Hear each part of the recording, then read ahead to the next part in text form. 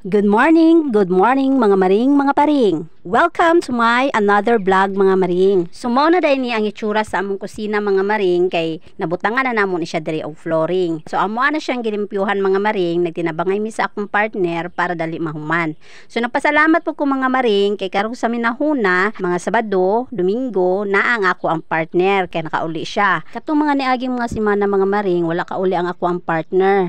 Kaya naikarga ang iyahang truck. So, mao to, karon lang yun siya kauli. Timing po kayo pagkaulian niya mga maring, kay mao po'y pagkahuman sa flooring sa balay. So, mao to mga maring, nagtinabangay ming duha sa paglimpyo ani nga among kusina. So, amuan na dahil gisilhigan mga maring ang salog, kay daghan kayo siya katong mga powder gani mga maring, tung sobra sa kanang semento. Unya, ako na dahil gi-arrange ang mga kaldero mga maring, nga kinakusgan kaayo. Luoy pa jud kayo migbutanganan sa amuang kaldero mga maring, kay kanang kawayan ra binuhat ra sa ako ang partner. Pero bisan ingon ana ra na mga maring dako kay tabang kay wala ba jud may butanganan mga maring kay katong pagbalhin na mo ani balaya mga maring wala jud kaayo may mga gamit dala. So ang gamit jud nga naa sa amo ang mga maring katurag yung dali ra kay mabitbit. Ang amo ara yung gipamalit mga maring karang mga necessary lang jud kaayo. So ang kanang pareha ng mga butanganan mga maring, mga lamisa, wala pa jud mi kapalit ana mga maring. So kaning siya mga maring kaning butanganan sa kaldero, binuhat ra na sa akong partner bali napalit lang siya kawayan unya ang ihang gigamit pud nga mga kahoy mga maring katura pong mga daan na mga ginamit na.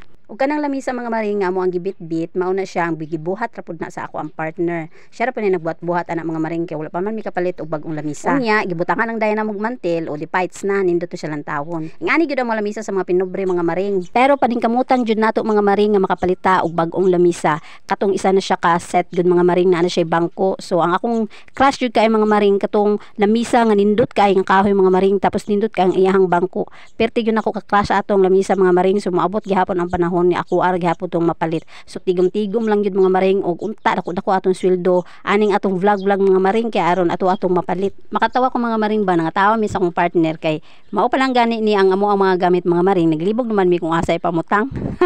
So unsa na lang kaha mga maring kung daghan oy mga gamit o di ba? Char lang. Malay mo mga maring magkatotoo nga magkaroon tag daghang gamit. Wala na may imposible mga maring di ba basta mangandoy lang ta og maningkamot. Kanang gamay nga lamisa mga maring gibuhat yun na sa akong partner kay butanganan yun nagtubig o kanang mga plato.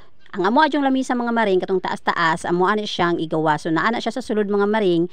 So ana akong partner nga dali na lang daw mi sa gawas mangaon. So mao to amo siyang giplaster diri sa gawas kay para dito sa sulod mga maring maplaster pod. Kay katong napa ng lamisa dito sa sulod mga maring, maglisod mi mga maring kay ang amo ang kusina naa sa ubos tapos ang amo ang kananan tuwa sa taas so magsaka-saka pa mi. So ana ang ako ang partner mga maring na ilaog na lang namo aron di na mi magsaka-saka kung mangaon. Dira day namo gibutang ang plywood mga maring katong sobra gani nga mo ang gi-order nga wala na gamit sa panday kay naa may daan nga hulmahan. So para dili maguba ang plywood mga maring amo asang gibutang dira sa kilid ug amo ang gihigot sa tie wire para dili siya matumba. Ug diri mga maring ginahinay na nako balhin ang mga gamit nga naa dito sa sulod. Ang mga bangko mga maring ako anang giplastar unya ang mga ubang kaldero ug ang ubang mga plato mabutanganan sa mga luwag mga maring ako anang gibutang diri sa gamay nga lamisa para ma-plaster na gid siya tanan para dito sa sulod mga maring mahawan na ug amo anang masilhigan.